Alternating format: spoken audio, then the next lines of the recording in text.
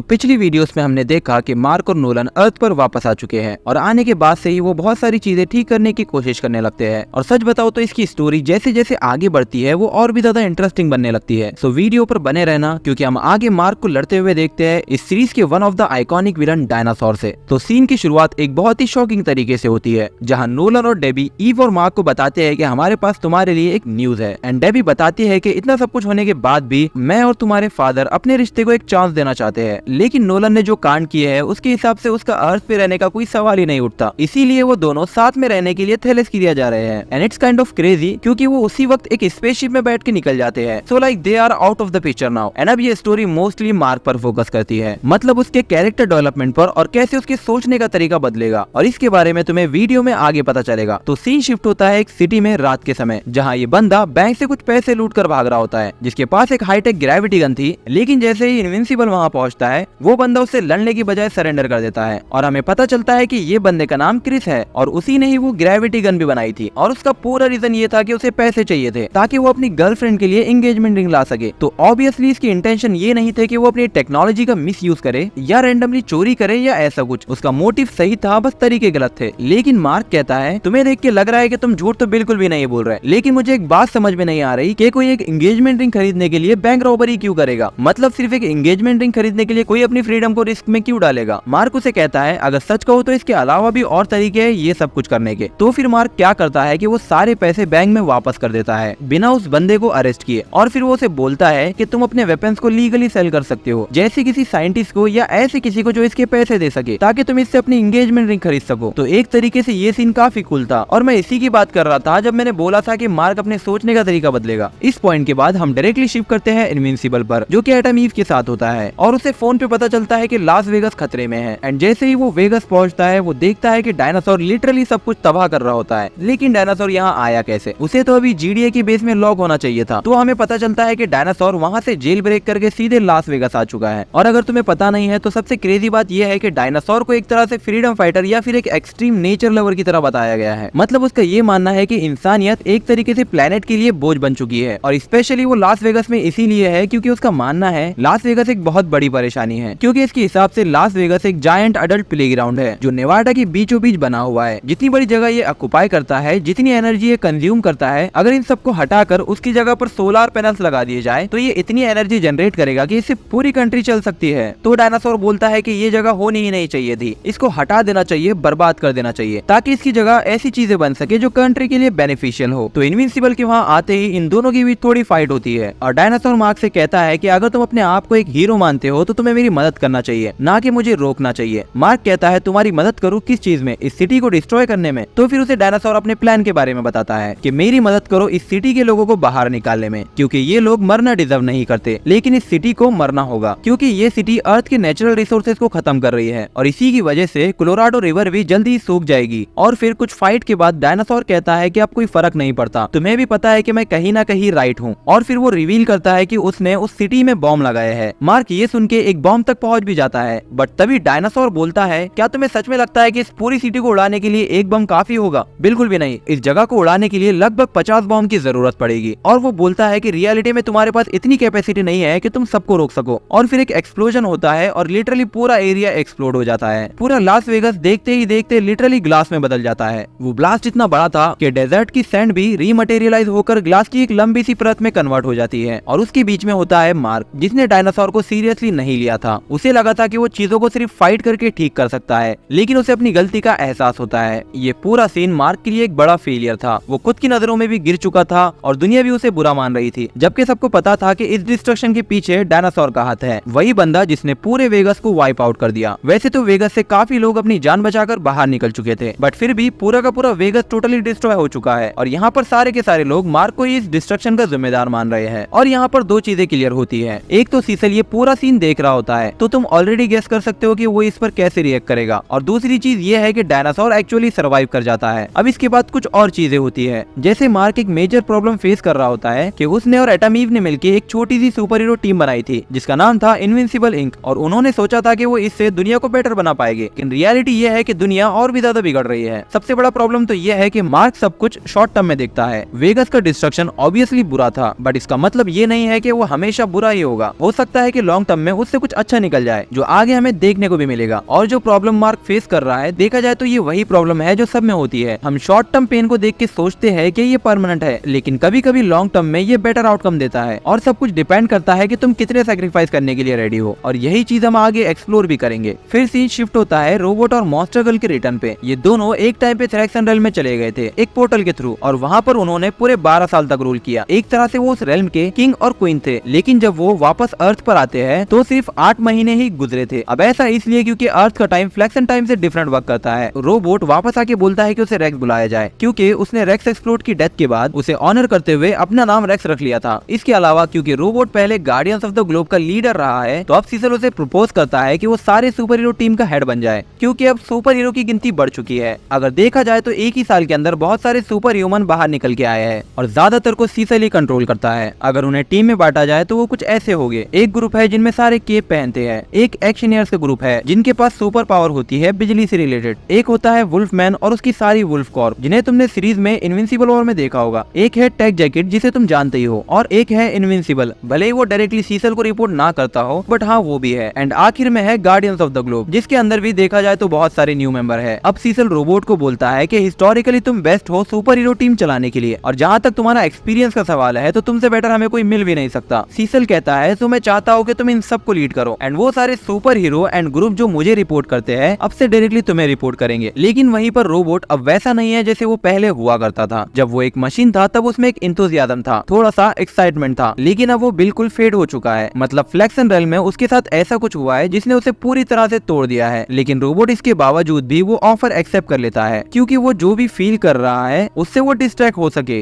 फिर हम स्विच करते हैं मॉन्स्टर गर्ल की तरफ, जो 12 साल थ्रैक्सन में बिताने के बाद अब पूरी तरह से मैच्योर हो चुकी है। लेकिन उस रेल्म में मॉन्स्टर गर्ल और रोबोट के बीच ऐसा कुछ हुआ था जिससे उनके रिश्ते टूट चुके हैं। क्या हुआ था एग्जैक्टली ये अभी क्लियर नहीं है, लेकिन ये क्लियरली दिखता है। अब बात करें कैरेक्टर डेवलपमेंट की, तो मार्क की थिंकिंग भी चेंज होने लगती है। उसकी सीसल से एक बात होती है जहाँ मार्क इमेजिन करता है एक ऐसे टाइम को जब उसे अपना कॉस्ट्यूम पहनने की जरूरत नहीं पड़ेगी, एक सुपर हीरो बनना नहीं पड़ेगा, वो भी अपने लिए एक नॉर्मल लाइफ जी सकेगा और दुनिया एक खुशहाल जगह होगी। लेकिन अभी की रियलिटी ये है कि मार्क अर्थ का सबसे स्ट्रॉन्गेस्ट सुपर हीरो है और बाकी हीरोज उसके लेवल के आसपास भी नहीं आते। तो एंड में सब कुछ मार्क पर आ जाता है और धीरे धीरे मार्क को ये समझ आ रहा है कि सीसल का अप्रोच, जैसे कि हीरोज को लॉक करना, डेंजरस लोगों को कंट्रोल में रखना, वो सही था। सिचुएशन के हिसाब से सीसल विलन नहीं है, बस उसके डिसीजन ग्रे एरिया में होते हैं। फिर सीसल मार्क को एक सीक्रेट बताता है, वो मल्टीवर्स के इनविंसिबल वर्जन जो एंगस्ट्रॉम लीवी के टाइम पे आए थे उनको रिएनिमेट बना दिया गया है, एक तरह से रोबोटिक ज़ॉम्बीज जो सिर्फ ऑर्डर फॉलो करते हैं। मार्क को ये देख के थोड़ा अजीब लगता है, बट वो समझ जाता है कि ये जरूरी था, क्योंकि पहले जो फोर्सेस थी वो मार्क को टक्कर नहीं दे सकती थी। तो किसी भी बड़े थ्रेट के अगेंस्ट ऐसा कुछ पावरफुल जरूरी है। ये सारी चीजें देख के फिर मार्क सीसल से कहता है, ठीक है मैं चलता हूँ, अगर तुम्हें मेरी जरूरत पड़े तो बुला लेना। और सीसल शॉक हो जाता है। बेसिकली सीसल ये एक्सपेक्ट कर रहा था कि मार्क ये सब देख के ओवर रिएक्ट करेगा, बट मार्क ने बड़े कामली ये एक्सेप्ट कर लिया और वहाँ से चला गया। फिर सीन शिफ्ट होता है मॉन्स्टर गर्ल पे, और फनी बात यह है कि जब वो पार्टी में होती है तो सब लोग उसके ऊपर लाइन मार रहे होते हैं, सब उसे इम्प्रेस करने की कोशिश कर रहे होते हैं, और रोबोट यानी रेक्स साइड में खड़ा होकर ये सारी चीजें देख रहा होता है और ऑब्वियसली वो थोड़ा ऑकवर्ड फील कर रहा होता है। और एक पॉइंट पर वो खुद ये एडमिट भी कर लेता है कि उसे बहुत ही अजीब लग रहा है। पार्टी में बुलेट प्रूफ भी आता है, और ये बंदा तुम्हें आगे जाके पता चलेगा कि कितने बड़े लेवल का ठगी है। ये बंदा मॉन्स्टर गर्ल को बातों में लगा के उसके साथ गुलो गुलो करने की कोशिश करता है और उसे इनडायरेक्टली बोल भी देता है, लेकिन मॉन्स्टर गर्ल तुरंत ही क्लियर कर देती है कि ना ब्रो, ऐसा कुछ भी नहीं होने वाला। उसके हिसाब से ये सारी चीजें अभी बहुत जल्दी है। फिर एक इमोशनल मोमेंट आता है जब रोबोट अपने रूम से बाहर निकलता है, तब मॉन्स्टर गर्ल आती है और बोलती है, तुम यहाँ थे, मुझे पता ही नहीं चला। बेसिकली इनके वापस आने के बाद ये दोनों फिलहाल एक ही जगह रह रहे हैं, जो कि गार्डियंस का पुराना बेस है। और रोबोट कहता है, कोई बात नहीं, वैसे भी मैं यहाँ से निकल ही रहा था। मॉन्स्टर गर्ल पूछती है, क्या हम बात कर सकते हैं? रोबोट सीधे मना कर देता है। वो इंसिस्ट करती है कि प्लीज बात कर लेते हैं। तब रोबोट बोलता है,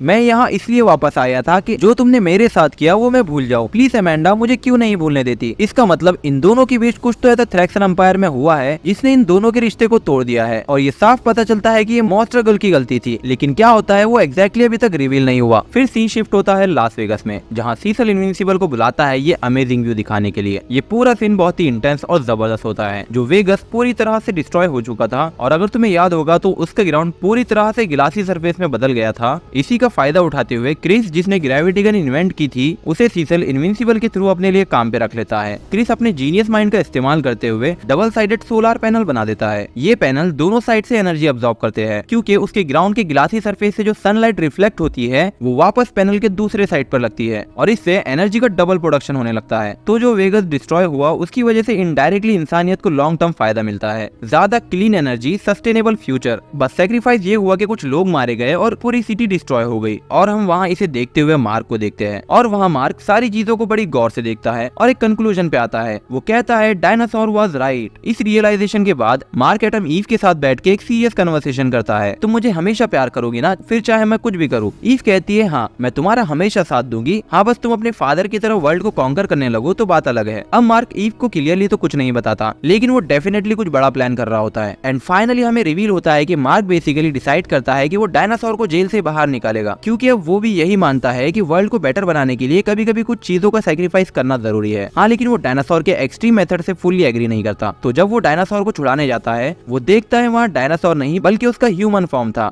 एंड जबकि वो खुद ही जीडीए के पास अरेस्ट होने आया था, वो इनविंसिबल को देख के शॉक हो जाता है। इनविंसिबल उसे सीधे पूछता है कि ऐसा क्या है जो तुम्हें डायनासोर में बदलता है। तो वो बताता है कि डायनासोर का ट्रांसफॉर्मेशन एक यूनिक तरह से होता है। वो तब तक ट्रांसफॉर्म नहीं हो सकता जब तक वो चीजों को लेके इनडिफरेंट फील न करे। मतलब जब उसको किसी चीज की परवाह नहीं होती तब वो डायनासोर में बदल जाता है। इसीलिए वो हमेशा कंफर्टेबल चीजें करता रहता है, जैसे टीवी देखना और रामन खाना। तो मार्क उसे ट्रांसफॉर्म करने के लिए अपनी जिंदगी की बोरिंग कहानी सुनाने लगता है एंड लिटरली वो सबसे बोरिंग स्टोरी बताता है। और अगर मैं तुम्हें यहाँ बता दूं तो तुम बोर होके मर जाओगे, जिससे वो इरिटेट होके बोलता है oh my God I don't care, और वो डायनासोर बन जाता है। अब यहाँ से वो दोनों मिलके कुछ बड़ा प्लान करने वाले हैं एंड यहाँ मार्क का पूरे वर्ल्ड को लेके परसेप्शन शिफ्ट होते हुए दिखाई देता है और वो समझ जाता है कि सिस्टम को चेंज करने के लिए कुछ बड़ी और कभी कभी मॉरली ग्रे चीजें करनी पड़ती है और आगे की स्टोरी यही बिल्ड करती है। तो बेसिकली डायनासोर यहाँ पे एकदम चिल माइंड में बोलता है ओके, अगर मैं सही समझ रहा हूँ तो तुम यहाँ दो ही रीजन से आए हो। तुम यहाँ इतनी दूर सिर्फ मुझे मारने के लिए तो नहीं आए होगे, और ये सेंस भी नहीं बनाता, और ना ही तुम मेरे दूसरे हाफ को मुझ में ट्रांसफॉर्म करते अनलेस मेरी जरूरत नहीं होती। तो इसका मतलब लगता है कि तुम फाइनली मेरी तरह सोचने लगे हो कि अगर दुनिया को जेन्युइनली बेटर बनाना है तो कुछ लोगों को मरना ही पड़ेगा, सैक्रिफाइस तो देनी ही पड़ेगी। क्रेजी है बट सच है। और मार्क थोड़ा हेजिटेट करते हुए बोलता है ओके देखो, मुझे समझ आ रहा है कि तुम क्या बोल रहे हो, बट मैं तुम्हें ये बता दूं कि मैं तुम्हारे मेथड को बिल्कुल भी एक्सेप्ट नहीं करता। तुमने कितने लोगों को मार दिया, अनगिनत घर तबाह कर दिए, और ये भी कम था कि एक पूरी की पूरी सिटी उड़ा दी। ये सब कैसे जस्टिफाई करूं मैं? तब डायनासोर रिप्लाई करता है वर्दी sacrifice for the greater good. जैसे जब तुम्हारे फादर ने दुनिया को कॉन्कर करने की कोशिश की, तुमने उनसे लड़ा और उसमें भी बहुत से लोग मारे गए, तो उसमें और मेरे काम में डिफरेंस क्या है? कौन तय करता है ये डिफरेंस? मार्क कहता है उसमें और इसमें कोई कंपैरिजन नहीं, और हमारे पास ये सारी डिस्कशन के लिए अभी टाइम नहीं है। मार्क कहता है कि मैं काफी टाइम से फ्रेंडली सुपर हीरो बन के दुनिया को बचाने की कोशिश कर रहा हूँ, लेकिन अब जब मैं पीछे मुड़ के देखता हूँ तो मुझे लगता है कि मैंने सिर्फ टाइम वेस्ट किया है। मार्क कहता है अगर मैं तुम्हें यहाँ से बचाता हूँ तो तुम्हें मेरे साथ काम करना पड़ेगा, तुम्हें मेरे साथ मिलकर दुनिया को बेटर बनाने में मेरी मदद करना पड़ेगी।